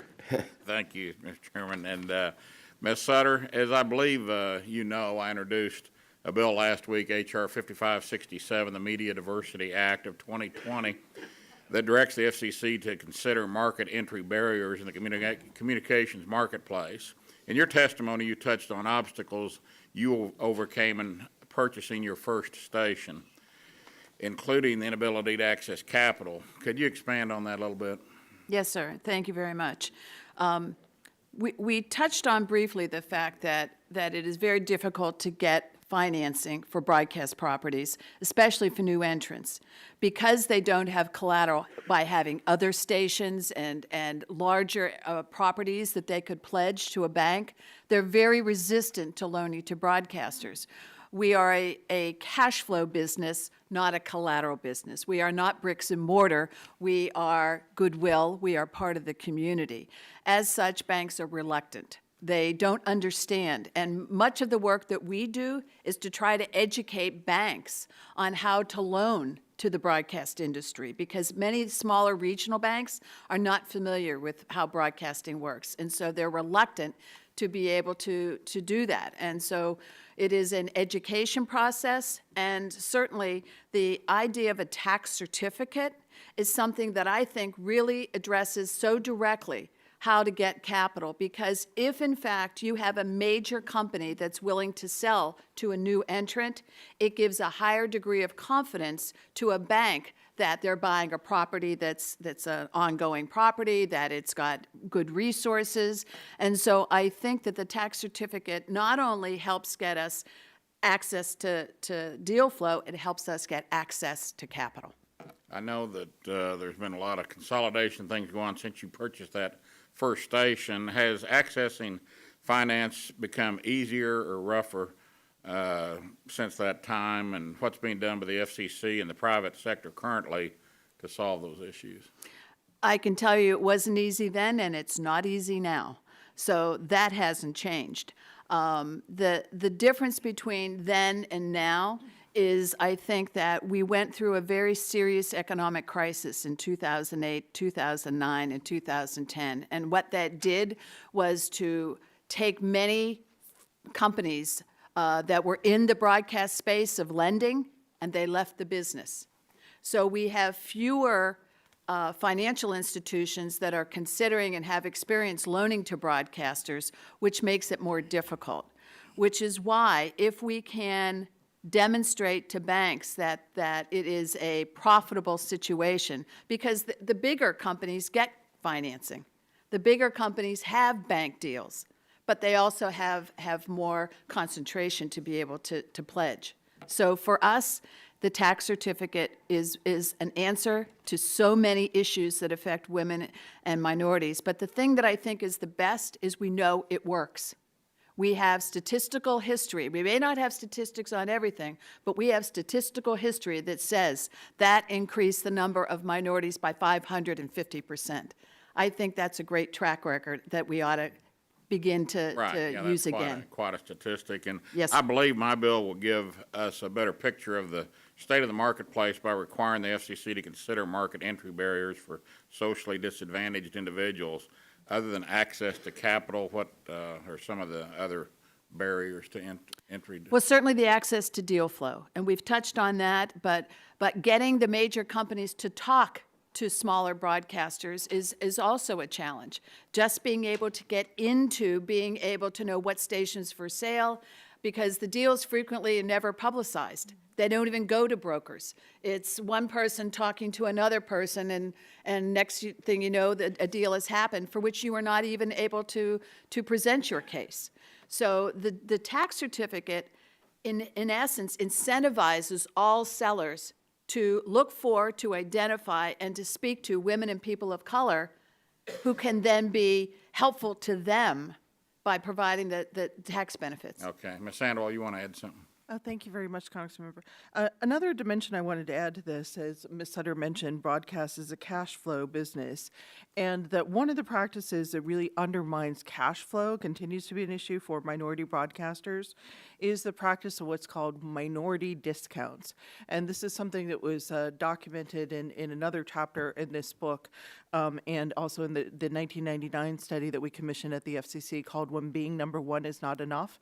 The practice of both no urban dictates and no Spanish dictates, where advertisers wouldn't advertise with minority owned or serving stations, no matter what their actual ratings were. The FCC banned that practice in 2008, took 9 years to do that. But minority discounts, where broadcasters get paid less when your audience is minority, continues to be a problem. I'm sure Jim Winston from the National Association of Black-Owned Broadcasters and the Spanish broadcasters could talk about that. And that's something which undermines both access to capital and financeability and undermines service. And I think Congress could also speak to discrimination in advertising. Gentleman's time has expired. Chair now recognizes Mr. O'Halloran for 5 minutes. Thank you, Chairman Doyle and Ranking Member Latta, for holding today's hearing on ensuring every voice is heard in our media marketplace. Diversity and the free expression of such viewpoints is a bedrock of our democracy. It is important that we increase opportunities for diverse ownership within the media marketplace, especially in rural communities, such as those in my district that may lack this type of diversity. I have a tremendous amount of Hispanic population. There's no radio station. Native Americans have a couple of radio stations, but I have 12 tribes, and a lot of those don't have. And this is a bipartisan goal of this committee, and I thank our witnesses for their testimony on this important matter. Mr. Satter, I appreciate the work of the Broadcast Leadership Training Program to promote diversity in the media ownership through hands-on training and mentorship. You identify a lack of access to capital as a barrier to diverse ownership, including a case in which it took program graduates as long as 3 years to secure financing to acquire radio and television broadcast stations.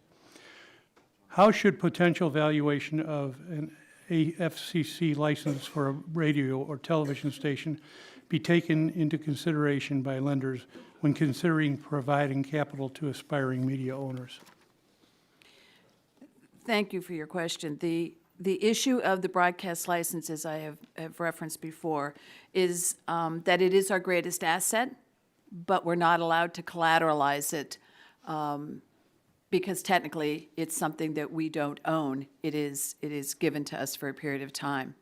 I would suggest that working with the SBA, we at the BLT program and the NAB have worked with the SBA. Perhaps there are ways that we can get some greater consideration in their looking at it, because broadcasters, smaller broadcasters especially, use the 7A SBA program as a way to be able to do smaller deals. They lifted the limit from $2 million to $5 million, which now makes it something that can be useful for broadcasters. And so we eventually were able to do a 7A loan for the individual that I referenced in here. But I think that the SBA would be a place that we could certainly look to be an example by perhaps changing some of the requirements of how they looked at a broadcast license, and that would perhaps assure other banks, because the SBA licenses or the SBA loan is guaranteed over $350,000, over $150,000 is guaranteed for 75%. So the banks that loan under the SBA program have a 75% guarantee from the SBA. So that is one way that is very specific that I think we could look at a place where Congress could make a difference, where the SBA, I think, would be open to something like this, and the NAB has an ongoing relationship and conversation with them. How can the FCC's Incubator program for aspiring radio broadcasters help address common barriers to ownership such as experience or access to capital? In your opinion, how could this Incubator program be improved to include television, which it was discussed earlier? And I'd like to know a little bit more about the mentorship program, how that works. Yes, sir. The Incubator program, as it was designed, was a way, again, not unlike the tax certificate, to give incentives to larger companies to want to work with a new entrant, be it a woman, a person of color. That the idea is that they would in fact mentor to be an incubator for someone who is interested in buying one of their properties. And they would identify a property, they would have that person work there, and in essence act as its operator and in an ownership like position, and they would provide them with financial incentives. They would provide them with expertise and training from other people on their team and their staff, and at the end of that period, that there would be an opportunity to perhaps acquire that station. And for that, the incubator would have the opportunity to perhaps get credit toward owning a station in a market where they might not be able to do so. Thank you. I just want to point out, I've worked with a number of contracts that require diversity within the chosen people. And this is one of the most difficult processes I've come across as far as being able to capitalize the process and move it forward. Thank you very much. Gentleman's time has expired. Chair now recognizes Ms. Brooks for 5 minutes. And Ms. Brooks, before you start, what I say to the witnesses, when you see that red light flashing, that means you should stop speaking too, okay? We've had a couple times when we've gone over a minute, except the witness from Pittsburgh, you can speak. Ms. Brooks, you're recognized. Thank you, Mr. Chairman, and actually, thank you all so very much for being here. I represent Indianapolis, Indiana, Indiana's 5th Congressional District, and so I was really pleased, Ms. Sutter, that you talked about DeJuan McCoy and his role, which is, I think, a very exciting role, not only for Indianapolis, his new ownership of 2 significant television stations, but his leadership role with Circle City Broadcast for a number of years. And of course, Dion Livingston, who is our regional and general manager for, I still refer to it as Radio 1, and it will always be, I mean, they're going to have a while before we don't call it Radio 1. But, you know, there's significant leadership. in our community. And I'm curious, and I applaud the work of your leadership foundation. What will you do, since he was in your class, Mr. McCoy? As was Dion. And Dion is a graduate also of the BLT program. So they have been in your class. How are you using the graduates of your class? And so they went through your long program, and it sounds like it was excellent. How are you utilizing what they have learned throughout their incredibly distinguished careers, and now the success that they are having, and the difficulties and the barriers that it took to get there? How are you using their stories? And what should we, back in Indiana, and people like me, be talking about relative to their leadership? Of the 325 graduates that we have, of that, 6 have come back to become actual sponsors of the program. So they have given back to the program that has given to them and been paid sponsors so that others could go through the program. And Dewan is one of those. He was actually the first to come back as a sponsor of the program itself. In addition to that, both Dion and Dewan have become back as faculty members for the program, as have over a dozen other members of the program who have graduated and become either owners, CEOs. I referenced Jordan Wertlieb from Hearst Television. Jordan comes back every year to speak to the class as a BLT grad. All of the BLT grads that have been part of the program have many cases come back to be part of it, but all stay in touch with the program. We have matched, in many cases, people who are looking for stations in markets where we have BLT grads. We have put them in touch with one another. We have an app for all of our graduates that shows them where they are, how to reach them, with contact information so that we can keep that as a network, if you will, to use. And also, Dewan and several other of our graduates have become associate deans for the program. Outstanding. Thank you so much for sharing. Yes. I could share a little about Dewan. MMTC, as I mentioned, we have a nonprofit brokerage run by David Honig and Suzanne Gaugerty.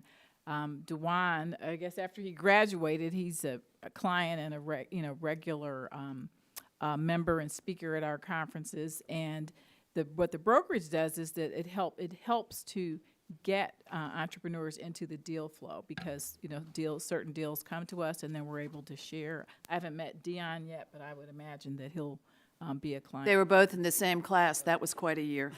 Well, and I guess I'd ask, I'm curious whether or not your two organizations work together. Yes. I am on the advisory board for Okay. MMTC, and MMTC is very much involved in coordinating efforts with what we do in the terms of the BLT program, and there is a considerable overlap in terms of point of view. Okay. And one of the things is that, if I may, there was a period after the tax certificate, the brokerage was formed after the tax certificate was gotten rid of. And so one of the things that occurred in order to help some diversity to happen, the brokerage was the recipient of several station donations from Clear Channels, now iHeartRadio. And through that process of donating the stations to MMTC, we were able to help minority buyers to first serve as managers and then ultimately buy the station. So that's another thing. We didn't really mention that before, but And you do want to mention to whom you sold 2 of those stations, perhaps a BLT grad. Yes. Well, Just wanted to share that. Thank you for sharing, and thank you for your incredible work, and really appreciate the incredibly important role that those stations play in the central Indiana community. I yield back. Gentlelady yields back. Chair now recognizes Mr. Butterfield for 5 minutes. Thank you very much, Mr. Chairman, and let me again thank the 4 witnesses for your testimony today. Mr. Chairman, I have sat here patiently from the gavel. I heard every question and every conversation that has taken place, and so I'm not one to go through questions that have already been asked, and most of the questions that I had prepared have already been asked of the witnesses, and so I'm going to forego most of this, but I will ask Professor Sandoval something very simple. How does diversity media ownership serve the public interest? I know we've made the business case for it and how it how it gives women and minorities an opportunity to engage in business activities and to acquire wealth. But what is the public interest?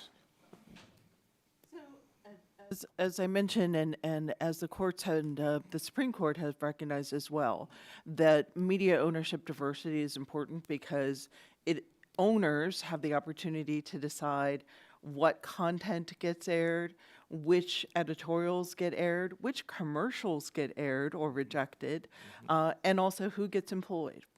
And so this is important. For example, I wrote a book chapter on the Native American reservation electricity and infrastructure gap, and am planning to go back to the Yurok Reservation in California, where there is a large electricity gap, in March.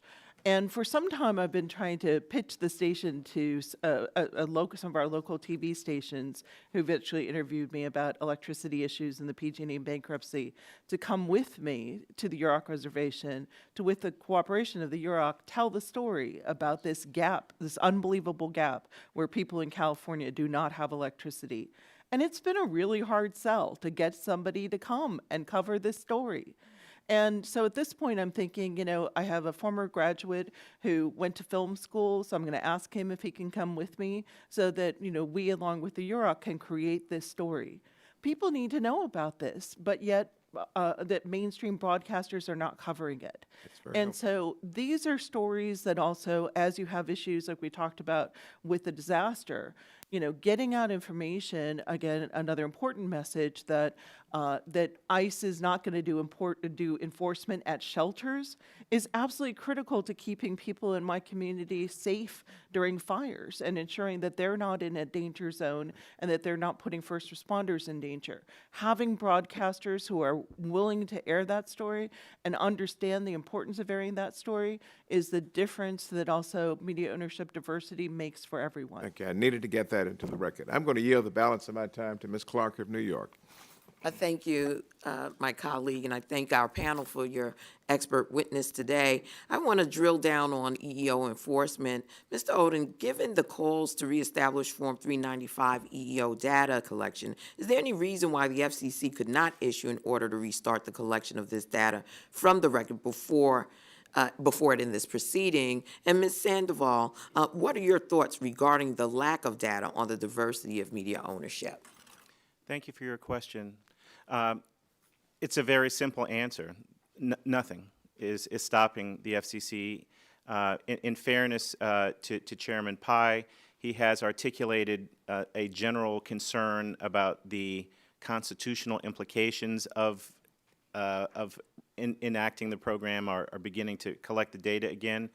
The National Urban League, along with our partners at MMTC and another number of other civil rights organizations, have said there is really no constitutional or legal impediment to doing so. And although we respect the cautious litigation stance of the FCC, we believe the FCC has a very strong legal case to enact those record collection requirements immediately. And if I may just add, MMTC has also Your mic. MMTC has also advised the FCC that in order to have the data, have the most conservative point, you could have the data anonymized, and that would further insulate it if there's concerns on the commission, and we're trying to work with the commission to use that approach as well. Thank you very much for your question. EEO data was collected for decades by the FCC, and in fact, there was also EEO enforcement that was very active. And so what your bill would call for is just starting up the data collection again, which actually the FCC is already mandated to do by Congress. This is already a statutory mandate, which the FCC does not have the discretion to ignore. And creating this data is also important because broadcasting is a industry that is infused with the public interest. They hold their licenses as trustees for the public interest. So as a matter of transparency, corporate governance, as well as research and understanding by policymakers, this data is absolutely critical, absolutely collectible, and should be released. Thank you. And you'll be next afterwards if you want to. You'll have another 5 minutes if you want it. after Mr. Flores, who is now recognized for 5 minutes. Thank you, Mr. Chairman. I want to thank the panel for being here today, and thank you for the tangible and meaningful work that you've done to improve diversity in the media space. I want to talk about the Broadcast Leadership Program, or the BLT program, that the NAB has helped sponsor in terms of being an initiative. It's brought real impact on diversity and inclusion in the broadcast industry, and I'm pleased to note that Great TV, a broadcasting company with a strong presence in Central Texas, is an active partner in this program. And I've had the pleasure of working with Great TV stations countless times during my tenure in Congress. They produce quality local program, and they're a broadcast company that spends an incredible amount of time giving back to the community, not only their time and resources and valuable airtime. Ms. Sutter, excuse me, the BLT program focuses on promoting the fundamentals of purchasing, owning, and running a successful operation of broadcast stations. How has the competition from tech platforms impacted Wall Street's willingness to provide capital to broadcast stations for investment in diverse programming sources? Well, certainly one of the challenges that we have is that the competition in the media space has grown exponentially. And so I think the challenge for all of us is to be able to recognize what makes us different and what makes us unlike those other organizations that are national, and that is that we have the ability to be local and represent our communities. And because of that, that is the unique difference that we try to convey when we speak with financial institutions and help them understand that we play a different and more central role in the communities that we serve. And that's why we try to go to local banks for financing. The challenge we run into is the one I've addressed previously in our conversations, is the lack of collateral. But again, with the SBA, we've been able to make that happen in some cases with a guaranteed loan from the SBA. Okay, thank you. Mr. Odom, I was glad to read in your testimony that the National Urban League is working closely with communication companies like Comcast, NBC, Charter, and T-Mobile to develop and promote diversity inclusion plans. This is especially important as we see a growing trend of entertainment consumption in the media marketplace growing outside the traditional broadcast model and into over-the-top services such as YouTube, et cetera. How can we expand the initiatives to the over-the-top providing programmers to help improve diversity in that area? Thank you for your question, and it's an excellent question, one that we've given a lot of thought to. As we said earlier, there are some of us on the panel who are members of the FCC's Diversity Committee. And one of the things that we've undertaken recently is a study of the diversity practices of older, more established media companies and telecom companies versus those of younger companies. One of the conclusions that we've been able to draw from that study, from that research, and this is from sitting down with some of the tech companies and trying to understand their practices, is that younger companies may not have the same ethos for diversity as older companies that have had the time to work through these issues, understand the importance of deepening the ties with the community, with having a diverse workforce that yields a discernible difference in their outcome. So we think this is something that may, it will hopefully improve over time, but it improves with the leadership of these companies. And the companies themselves and the CEOs of all of those companies have to eventually do what other companies have done and say this is important. We will tie, in some cases, our compensation to executives, to their meeting their goals. We will set goals for ourselves to do more business with women and people of color and businesses owned by those individuals. But it's a matter of leadership, and when leadership decides it's going to take it seriously, it can be done. These are the same folks that are finding cures for cancer, that are finding ways to change our lives in innumerable ways. I don't believe that this is going to be that difficult a task if the leaders of these organizations decide it is. Okay. I only have a few seconds left, and on that regard, from a policy perspective, if we're looking at legislation to deal with the diversity issue, try to improve diversity, should we consider the new media space as part of that legislation? We have not given any thought to this, but I will tell you, as someone who's been around this industry for 30 years, whatever happens in the licensed area eventually happens in the unlicensed area, either through these companies merging or through, think about political advertising. There's now a call to regulate political advertising for companies that have not been regulated by this government. It's a show that's coming to them, and I think at some point Congress will and has looked at these issues. Okay. Gentleman's time has expired. Thank you. I yield back. Ms. Clark, you're now recognized for 5 minutes. I thank you, Mr. Chairman. I thank our panelists once again. I wanted to drill down on the issue of diversity and localism. This question is directed to Ms. Cooley. Today, there are markets where the same entity controls 2, 3, or sometimes 4 local radio broadcasting stations or network feeds. Ms. Cooley, do you think that is good for diversity and localism? And does this threaten a community with a lack of diverse voices in a local market? Thank you for your question. And absolutely, I think that's one of the key issues that surrounds all of what we're talking about today.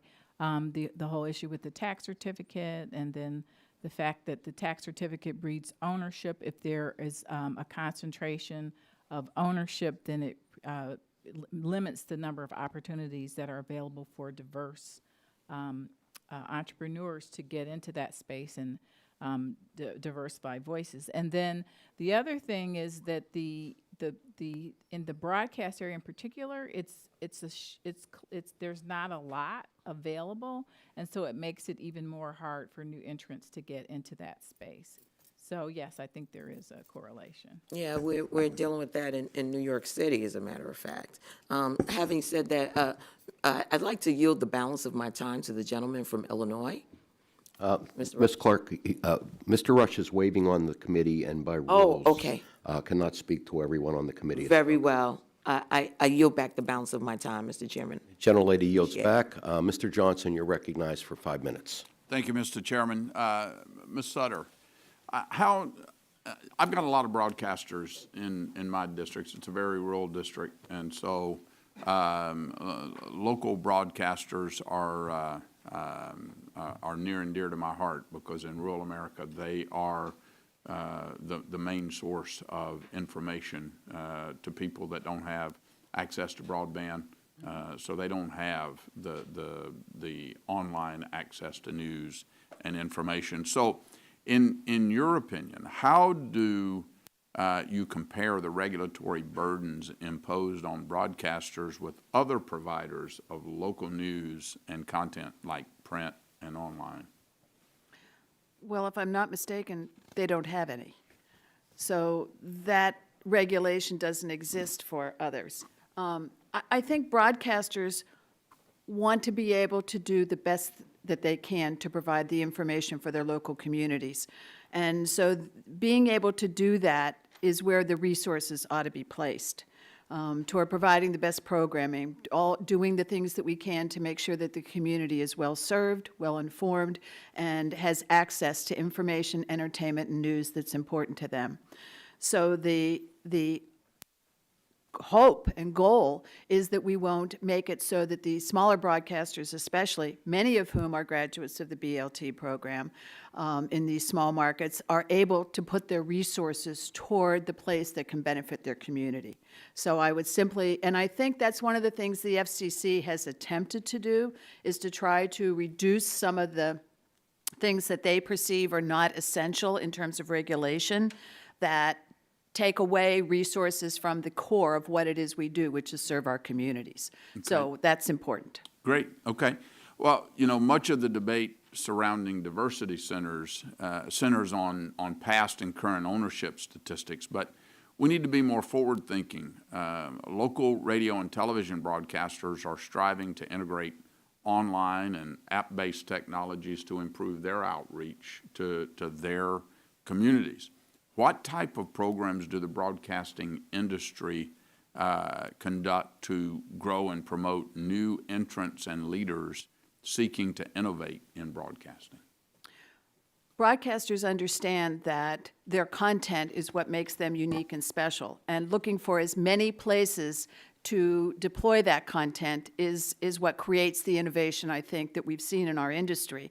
The question about over the top, OTT, many broadcasters are looking to get their content distributed OTT as well.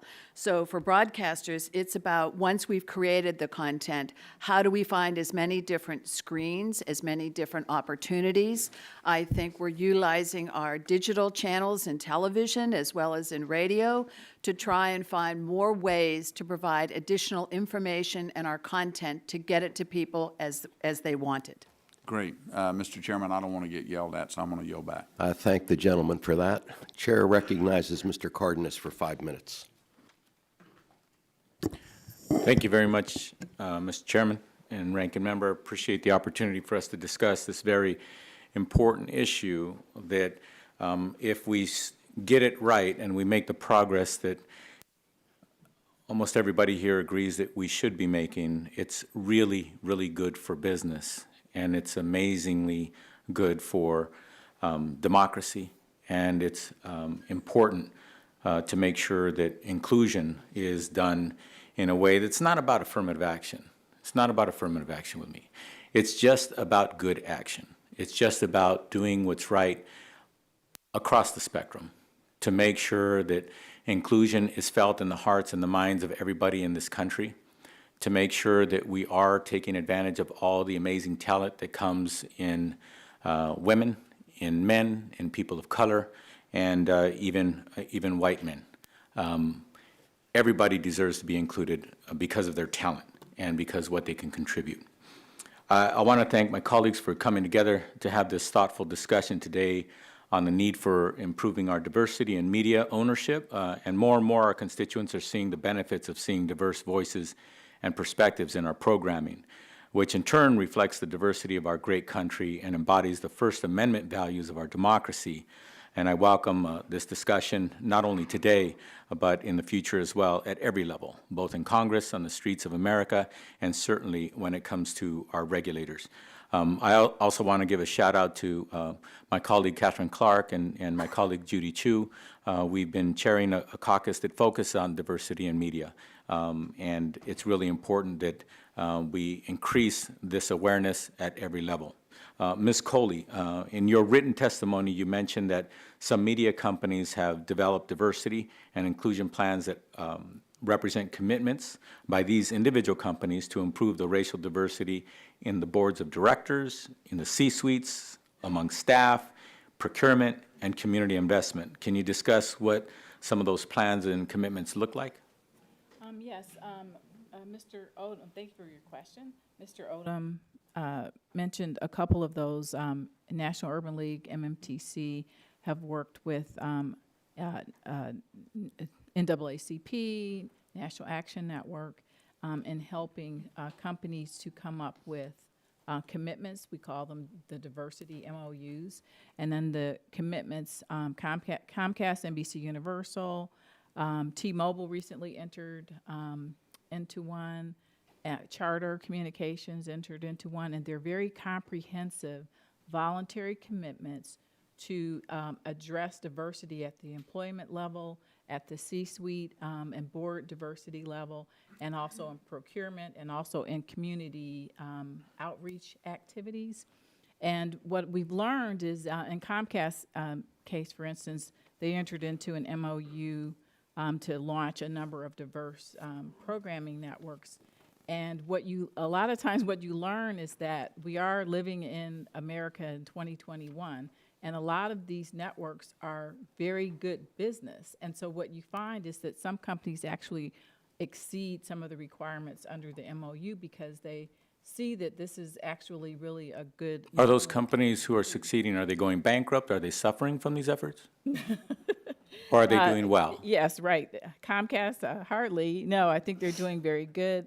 And it creates an environment in which we are working with the companies. They're doing something that benefits them. It benefits us and the community as well. And it helps America to look like, America. And I think that we're going to continue to do those kinds of things on a voluntary basis.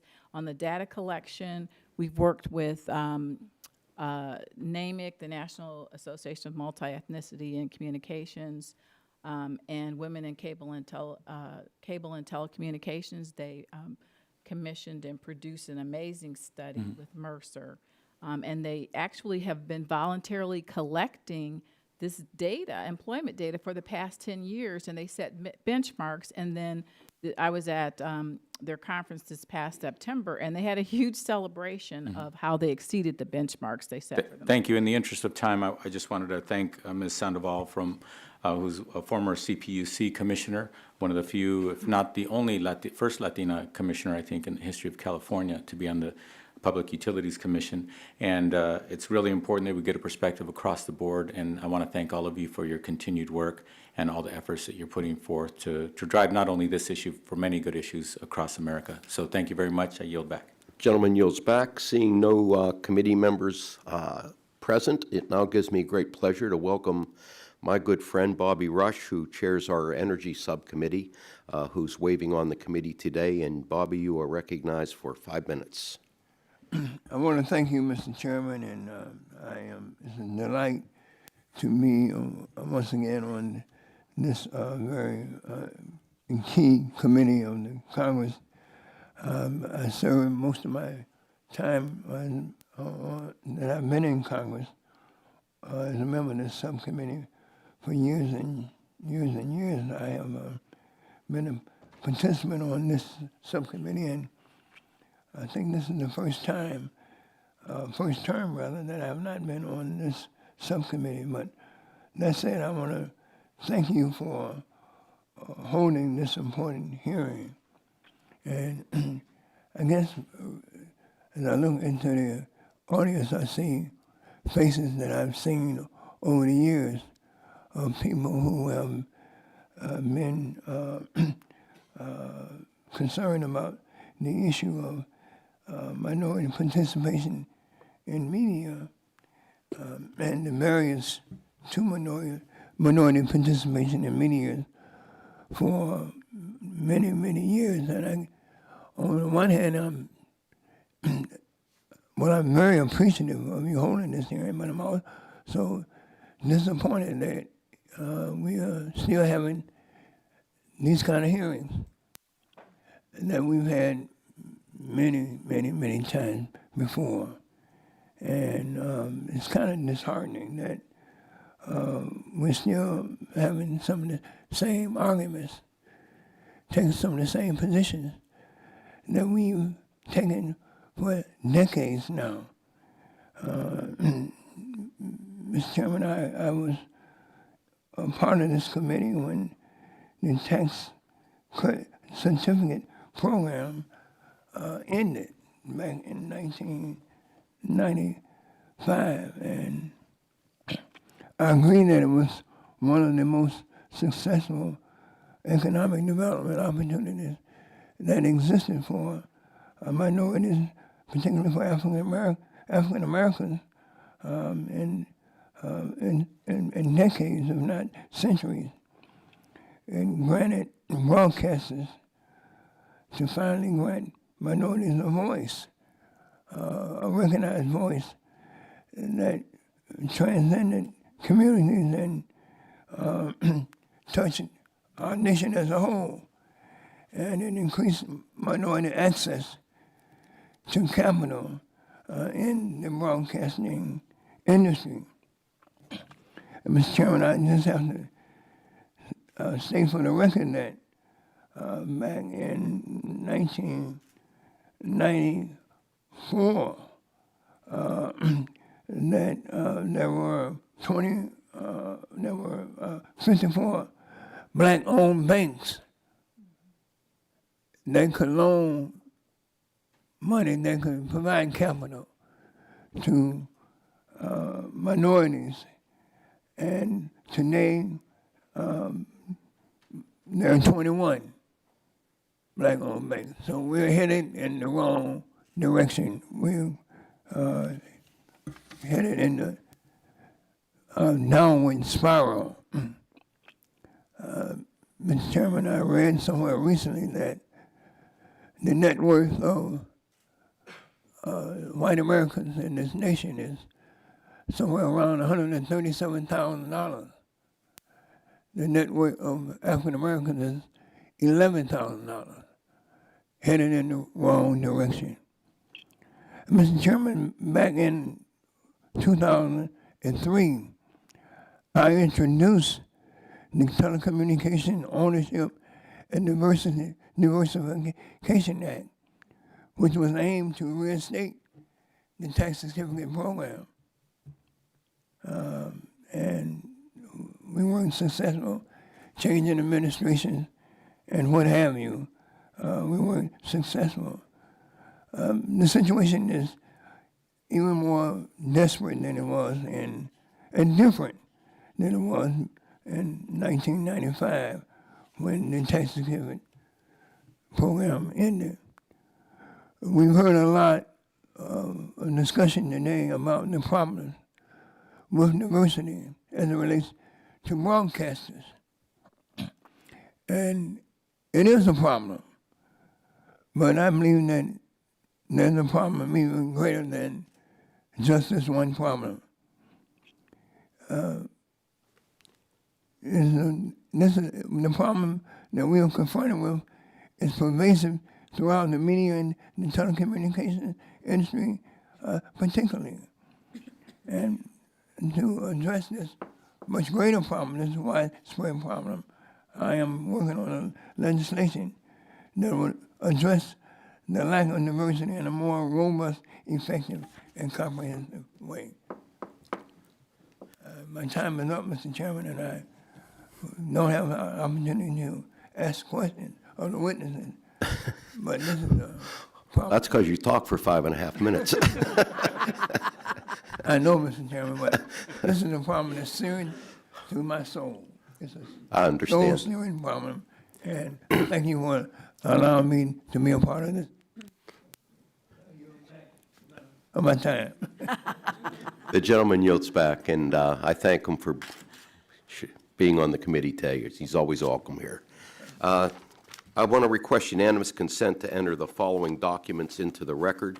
A letter from the Leadership Conference on Civil and Human Rights, a letter from the LPTV Spectrum Rights Coalition, a letter from the National Hispanic Media Coalition, a letter from Public Knowledge, a 2019 National Association for Multi-Ethnicity in Communications and Women in Cable Telecommunications Diversity Survey, a statement in support of Expanding Broadcast Opportunities Act, September 2019 letter from MMTC to the FCC, a December 2019 letter from MMTC to the FCC, a September 2019 comments filed with the FCC, November 2019 comments filed with the FCC, an NTIA MTDP Minority Broadcast Ownership Report, a journal article by David Honig, and written remarks of Chairman Pai at MMTC's 9th Annual Broadband and Social Justice Summit. Without objection, it is so ordered. I want to thank the witnesses for participating in today's hearing. We appreciated your testimony and your answering the many questions that were put in front of you. I would remind members that pursuant to committee rules, they have 10 business days to submit additional questions for the record to be answered by the witnesses who have appeared, and I would ask that each witness who has appeared respond promptly to any such questions that you may receive.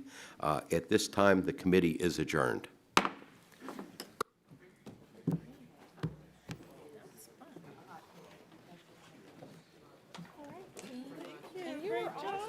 Diversity committee, weren't you?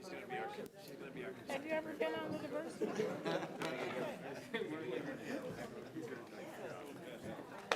Thank you so much, Marita. Jerry. Okay, do you work with, is that rule too? Okay.